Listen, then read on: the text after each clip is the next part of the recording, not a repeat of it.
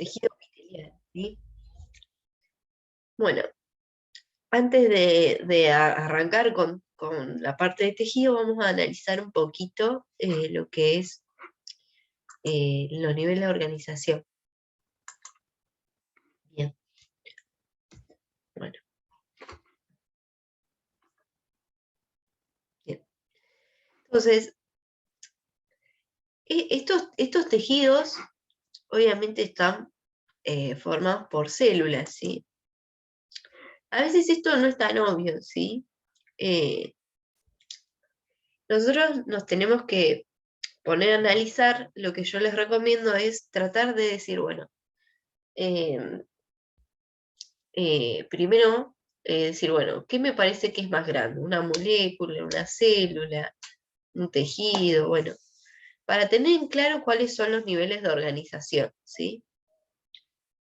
Entonces, vamos a estar hablando, ¿sí?, de diferentes niveles de organización. Cada uno va a tener sus propiedades emergentes. ¿Qué quiere decir esto? Que no es solamente la sumatoria de las partes, sino que aparecen nuevas características, ¿sí?, propias de ese nivel. Entonces, vamos a tener que el nivel más pequeño, ¿sí?, que tenemos acceso a los humanos, es a las partículas subatómicas. Después viene el átomo, ¿sí?, que va a ser la estructura que, más pequeña que forma a la materia, ¿sí?, el átomo. Después, la asociación de estos átomos van a ser las moléculas, ¿sí?, que pueden ser tanto orgánicas como inorgánicas, ¿sí? Y vamos a tener las células, que estas van a formar los tejidos, ¿sí?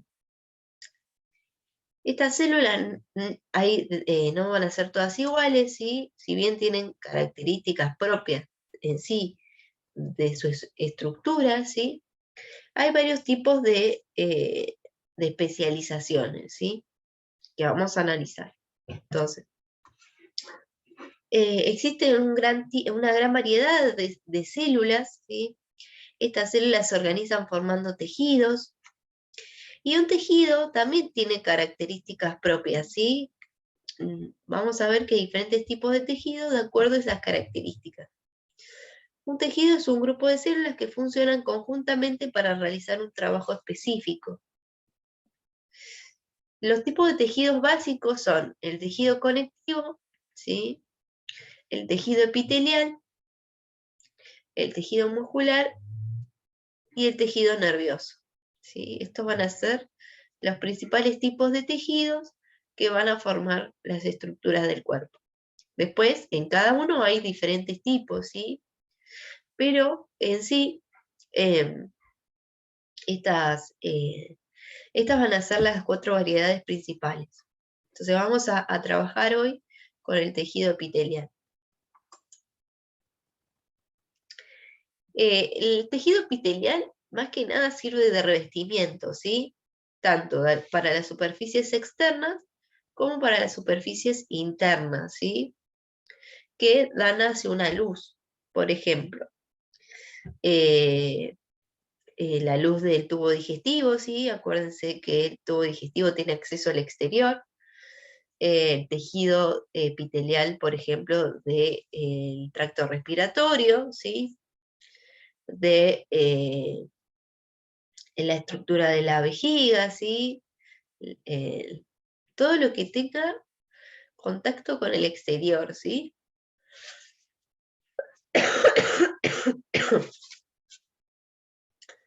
Entonces, no es que solamente es como una película impermeable, ¿sí?, sino que cumple diferentes funciones dependiendo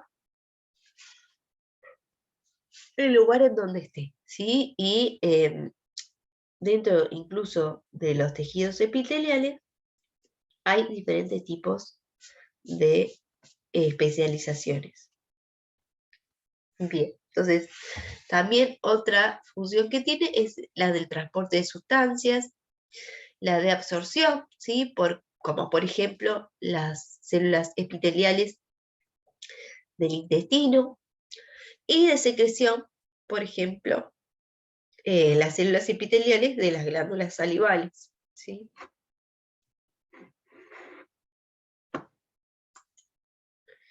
Bien.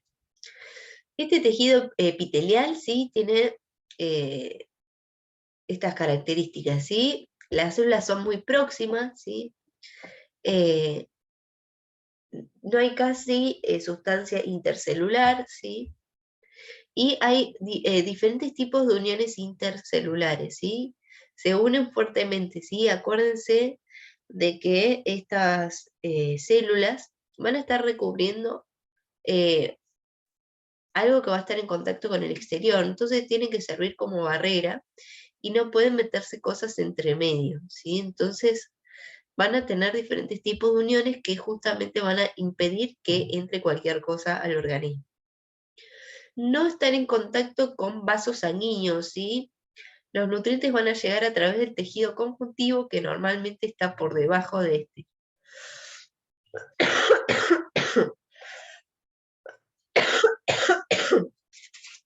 Bien, las células son similares, pero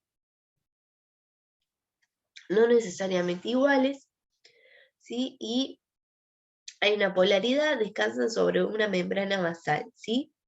Esta membrana basal rara vez se ve con el microscopio óptico, eh, pero nosotros tenemos que saber que en la base, ¿sí?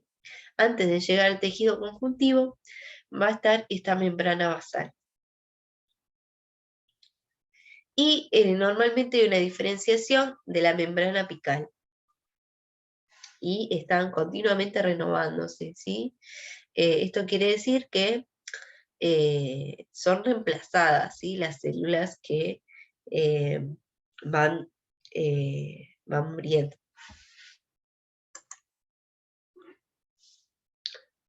Bueno, hay diferentes tipos de epitelios, hay uno de revestimiento, ¿sí? Que va a variar la forma y el número de capas, y vamos a tener el tejido epitelial glandular que permite la secreción de sustancias, ¿sí? Esta diferenciación, ¿sí?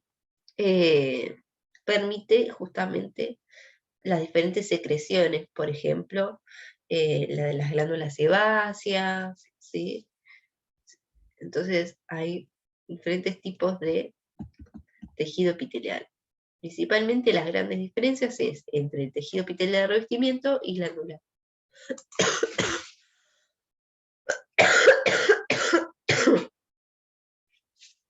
Bien. Entonces, el tejido epitelial de revestimiento, ¿sí? Va a tener diferentes formas. Vamos a tener las formas de forma plana, ¿sí? Así, que tiene este formato. Cúbicas, que son así, y cilíndricas. Y hay algunas que son cuboidales, ¿sí? Estos son los diferentes tipos de formas que van a tener estas células epiteliales. Pero también podemos tener que esté solamente una capa de células o más de una, ¿sí? Entonces vamos a tener, dentro de lo que es el epitelio plano, vamos a tener el simple y el estratificado. Dentro del cúbico, simple y estratificado. Y del cilíndrico, simple y pseudoestratificado, ¿sí? Normalmente esto hace referencia a que hay células de diferente altura, ¿sí? Pero bueno, eh, este tipo de esta pseudoestratificación está normalmente en lo que es el epitelio del tracto respiratorio, ¿sí? Hay un epitelio polimorfo, ¿sí? O transicional, que es el urotelio, ¿sí? Que está en la vejiga. Que las células tienen como forma como de sombrilla, ¿sí? Y la cantidad de capas va variando de acuerdo a la cantidad de orina que hay en el interior, ¿sí? Siempre va a haber varias capas, pero de acuerdo a si está más o menos llena esa vejiga, va a haber cierto nivel de estratificación o no. Bien. Entonces, los epitelios de revestimiento tienen estos formatos, ¿sí? El plano simple, el cúbico simple, el cilíndrico simple, el cilíndrico pseudoestratificado, ¿sí? Que va a tener estas células, ¿sí? Que parece como que tienen como en el interior como algo gelatinoso, blanco, ¿sí? Estas células son las productoras de mucus, ¿sí? Que van a permitir justamente que el tejido epitelial del sistema respiratorio esté humedecido, ¿sí? Son células caliciformes. Después tenemos el plano estratificado, el cúbico estratificado y el cilíndrico estratificado. Y el transicional, es el tejido de la vejiga. Estas células caliciformes también pueden llegar a estar en el intestino, ¿sí? Este muco va a permitir justamente el paso de la comida de un lugar al otro, porque permite que se resbale la comida y continúe su viaje. Bien. Entonces, este tejido plano simple, ¿sí? Son células así bien aplanadas, ¿sí? Los núcleos son esféricos u ovoides. Y hay diferentes ejemplos, ¿sí? Los endotelios y mesotelios, ¿sí? Van a recubrir, por ejemplo, el tejido del interior de las arterias y venas, ¿sí? Por ejemplo, lo que es la cápsula de Bowman, o sea, cuando vean riñón, ¿sí? Es una hoja que justamente permite el filtrado de ciertas sustancias que justamente van a dar en parte lo que va a ser el líquido de la orina. Y también están en los alvéolos pulmonares, ¿sí? Después el epitelio cúbico simple, ¿sí? Va a estar en los túbulos renales, en los folículos tiroideos, en los conductos glandulares. Y bueno, va a ser un poco más redondeado el núcleo, ¿sí? Bien. Acá, por ejemplo, vemos un epitelio plano, ¿sí?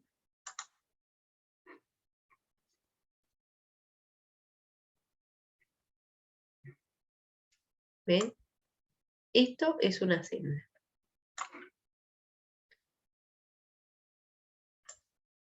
Esto también.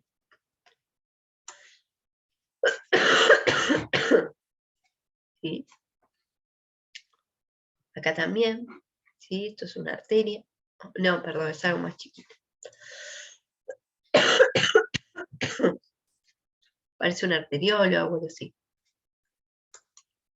¿Sí? Son bien finitas estas células. No tienen que confundirse con las de abajo, ¿sí?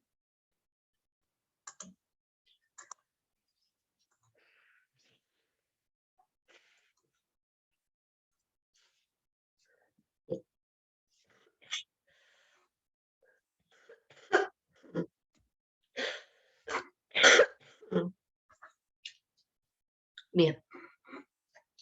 Después también está el epitelio cúbico simple, ¿sí? Esto va a estar en los conductos de lo que es el riñón, ¿sí? Por acá se va a hacer el ultrafiltrado, ¿sí? Se va a producir la absorción de las sustancias que necesita reincorporar el organismo al cuerpo, ¿sí? Por ejemplo, agua, sales, ¿sí? Que pasan en una primera instancia por la cápsula de Bowman y después se necesitan reabsorber. Vieron que varía la cantidad de pis que hacemos de acuerdo si tomamos más agua o menos agua. Bueno, las células que se encargan de filtrar o no más o menos cantidad de agua de acuerdo a las condiciones del organismo son estas. ¿Sí? Bien. Entonces, también tenemos el epitelio columnar, ¿sí? O prismático, ¿sí? Son células cilíndricas con núcleos ovalados, ¿sí? Estas normalmente están en el estómago y en el intestino, ¿sí? Tienen como, en el intestino van a tener como microvellosidades, ¿sí? También están en las vesículas biliares, en el útero y la trompa, ¿sí? En la trompa van a tener cilias, que justamente van a contribuir al movimiento, ¿sí? Del óvulo hasta el lugar donde se realiza la fecundación. Uy. Después tenemos el cilíndrico pseudoestratificado, ¿sí? Es un tipo especial de epitelio simple. Los núcleos están a diferentes alturas.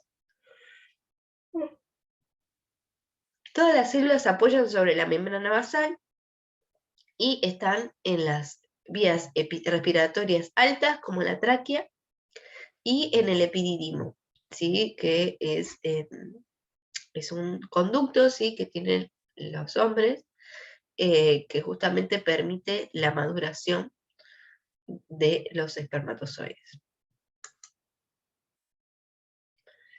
Bueno, acá se puede ver, por ejemplo, lo que es el intestino, ¿sí? Acá la vesícula biliar.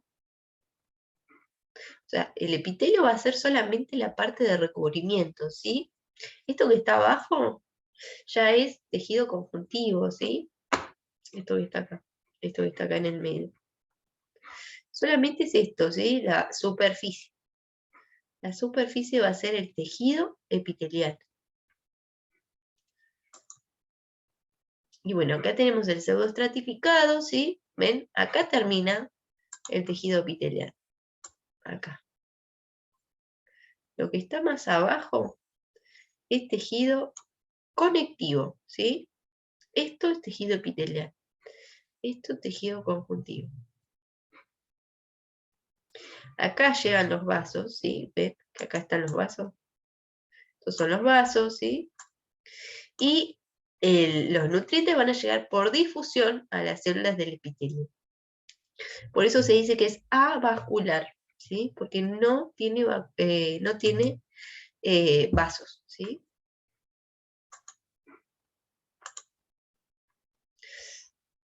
Bien, y el tejido plano estratificado, ¿sí? Lo vamos a tener en la piel, ¿sí? En donde hay una queratinización, ¿sí? En cambio, también lo podemos encontrar en lo que es la córnea, el esófago, ¿sí? En el ano, que, bueno, en la córnea y el esófago, ¿sí? No va a estar queratinizado, pero, bueno, en otros lugares sí. El epitelio cúbico y cilíndrico estratificado es poco frecuente, ¿sí? Solamente está eh, en las glándulas salivales y sudoríparas y en las mamas, ¿sí? En algunas zonas de la uretra o en la conjuntiva, que es en el ojo. Bien. Acá tenemos el epitelio plano estratificado, ¿sí?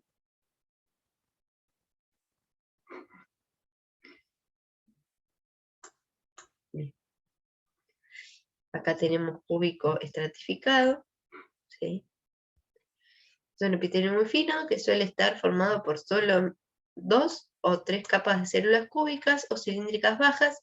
Se encuentran únicamente revistiendo los conductos excretores de mayor tamaño de las glándulas exocrinas, como las salivales.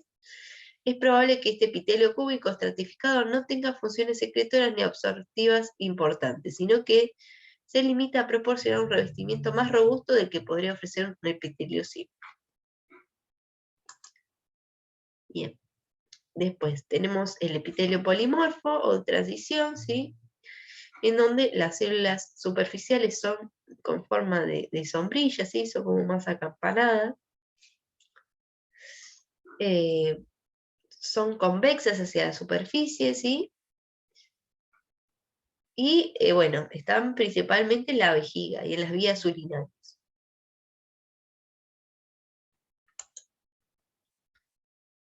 Bien. ¿sí? Acá se ve cómo está dispuesto, ¿sí? Acá se ve la forma bien redondeada de la superficie, ¿sí? Y después, estas uniones que van a aparecer, ¿sí? entre las diferentes células epiteliales, va a depender del tipo de célula, ¿sí? Y del lugar donde esté. Vamos a tener diferentes tipos de uniones, ¿sí?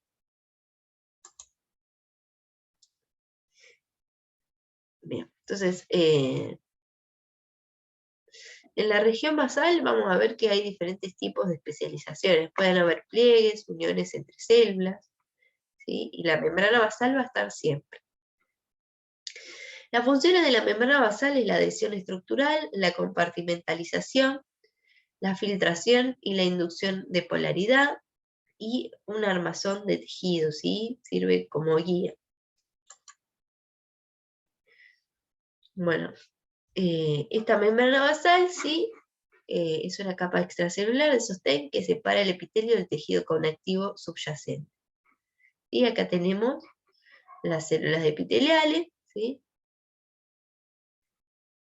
Y esto, ¿sí? Todo esto, perdón, es lo que es la membrana basal, ¿sí? O lámina basal. Va a estar formada por todas estas capas que obviamente no se ven, ¿sí? Tenemos lámina basal, lámina reticular, todo esto, ¿sí? Permite la fijación del tejido epitelial. Componentes estructurales. Es una capa de moco electrodensa ubicada por debajo de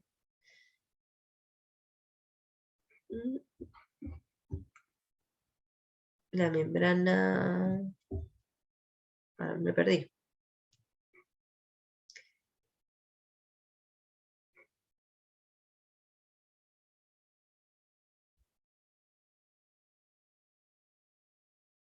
Bueno, esto no se lo van a tomar así. Más. Bien.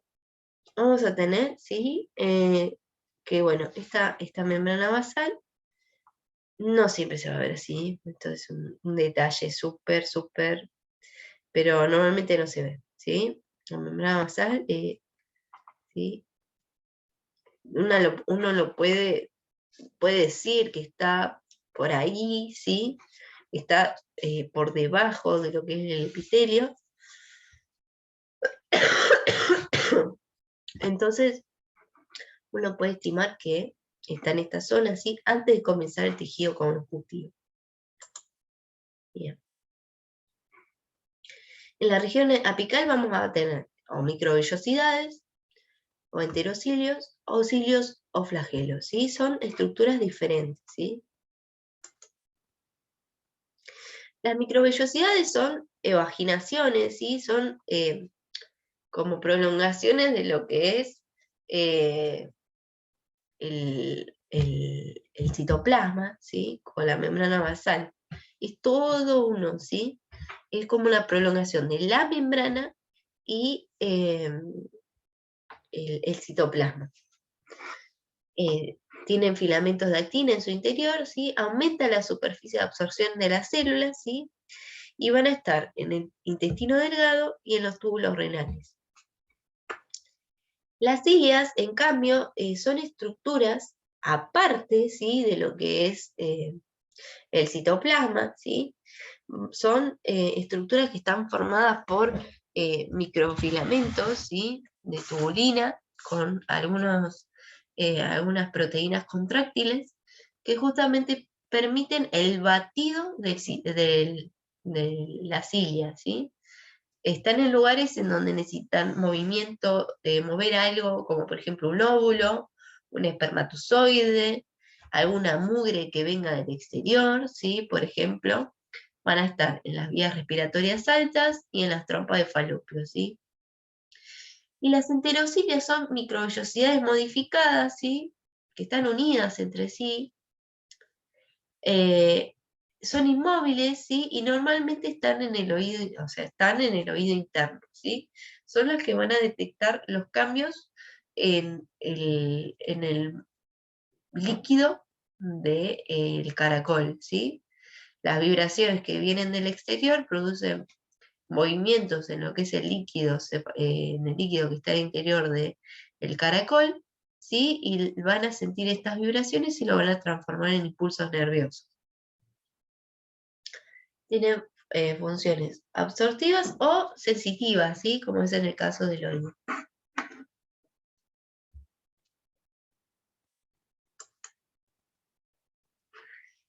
Bien. Acá sí tenemos las microvellosidades, ¿sí? Que van a tener estos, filamentos de actina, ¿sí? En el interior, y miosina, ¿sí? Que justamente están muy bien anclados.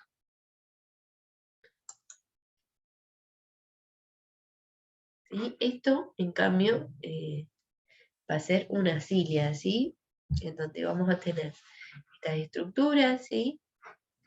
De microtúbulos que permiten justamente lo que es el batido de, eh, de la cilia en sí.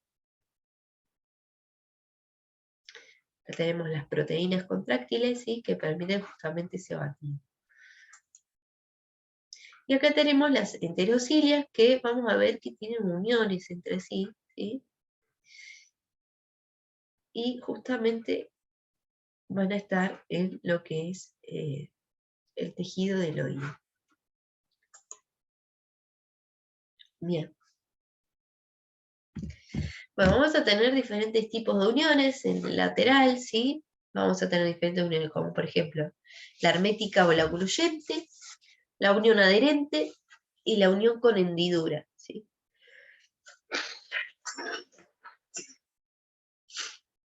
Según la extensión, puede ser o mácula o zónula.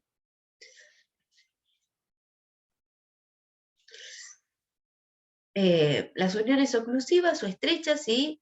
Eh, son, eh, son zónulas, ¿sí? Occludents. Las de anclaje son zónulas adherentes.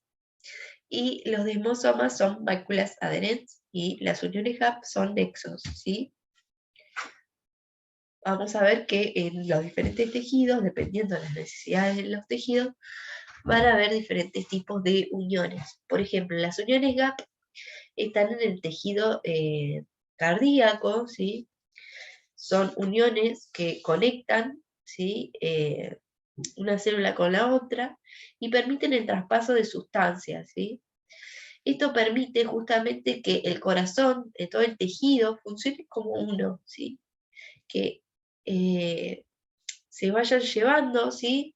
Estos iones, ¿sí? Y haya una conexión no solamente de impulso nervioso, sino también hay lo que se llama una sinapsis, una sinapsis eléctrica, ¿sí? Gracias a estas uniones GAP.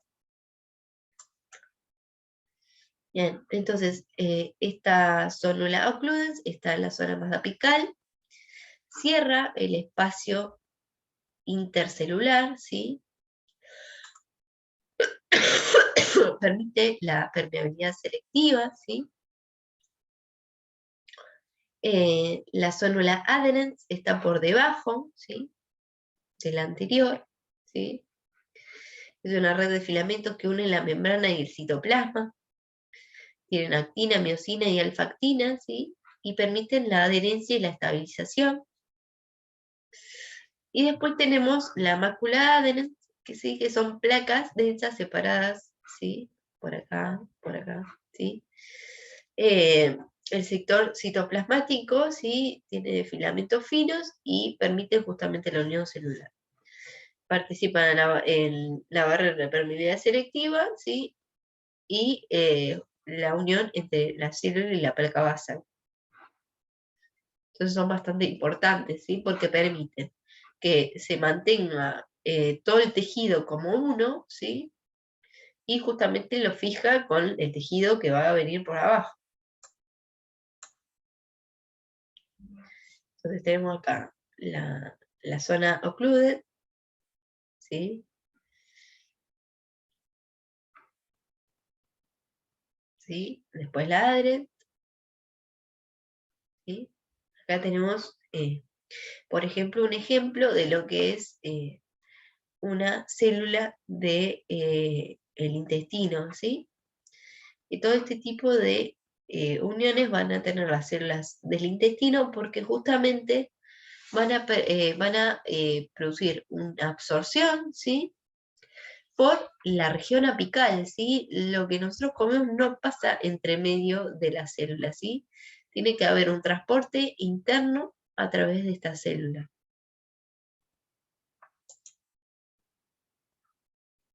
Acá hay un detalle más de la unión oclusiva. Acá tenemos la unión en anclaje y el desmosoma.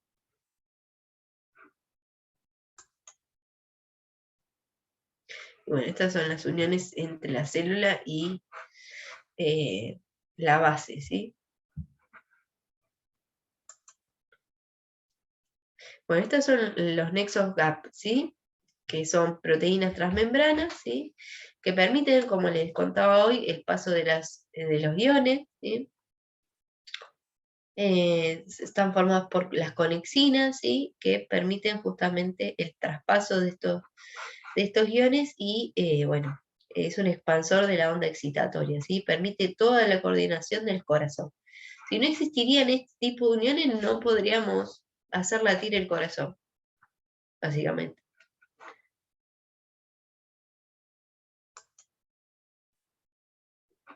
Acá se notan con más detalle.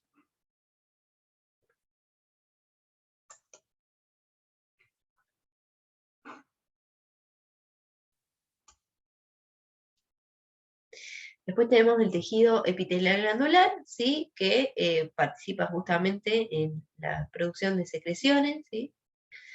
De diferente composición, y pueden ser tanto volcadas como a la luz de un lugar, ¿sí? Como por ejemplo el sistema respiratorio o el tubo digestivo, o al exterior directamente, o puede ser que se libere a la sangre, ¿sí? Entonces, en el caso de que es exocrina es cuando se libera hacia una luz, ¿sí? Por ejemplo, hacia el exterior, ¿sí? Y la endocrina, ¿sí? Es cuando se libera hacia la sangre. Acá tenemos, ¿sí? Por ejemplo, la formación, ¿sí? De una glándula exocrina, ¿sí? Y una glándula endocrina. La glándula exócrina, ¿sí? Va a formarse de manera de que hay un conducto que da hacia el exterior, ¿sí? Y la glándula endocrina, ¿sí? Va a dar a la sangre, ¿sí? Directamente.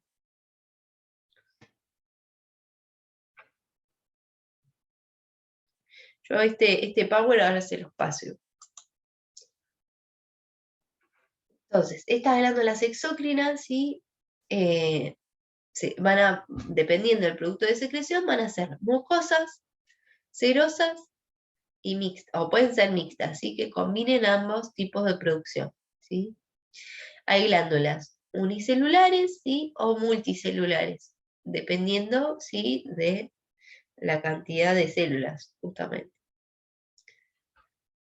Estas células, cuando son individuales, ¿sí? Están distribuidas entre células no secretoras. Normalmente son una célula puntual que produce algún tipo de secreción que va hacia las células vecinas, ¿sí? O estas células multicelulares pueden dar tanto a una luz, ¿sí? Como por ejemplo del sistema digestivo, o pueden dar hacia un vaso sanguíneo, ¿sí? Por ejemplo, una glándula exócrina, ¿sí? Puede ser el hígado, ¿sí? Las glándulas salivales, que van a producir una sustancia que va a ir justamente hacia el exterior, digamos, no tan directamente, pero sí indirectamente. Y las endócrinas van a ser, por ejemplo, la tiroides, ¿sí? Son células que, son glándulas que sí o sí van a dar a la sangre. Entonces vamos a tener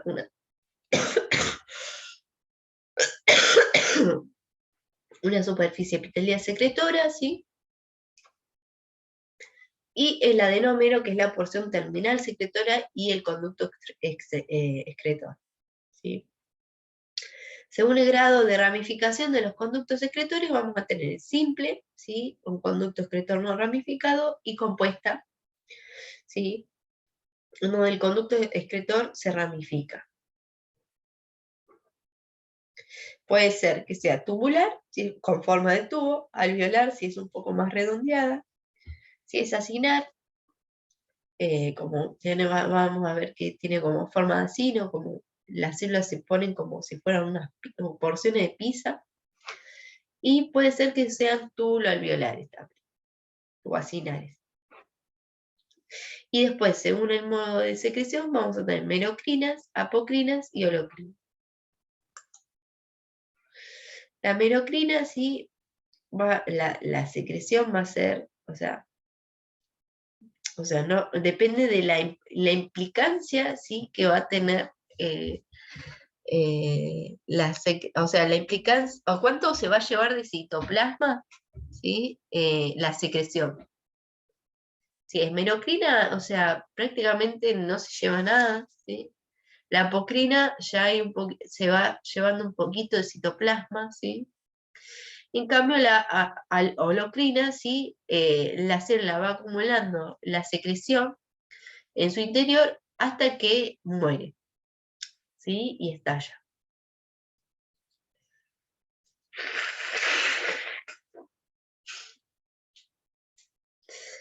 Las glándulas endócrinas, ¿sí? Van a justamente producir esas sustancias hacia la sangre, y las paracrinas van a ser células que van a producir, ¿sí? Estas sustancias a las células vecinas.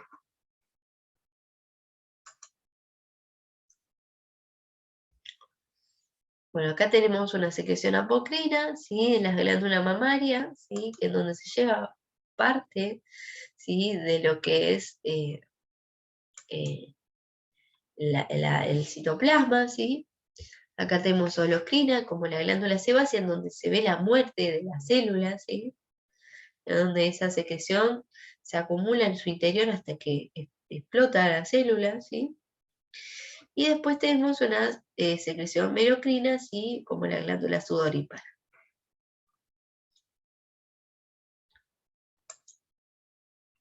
Bien.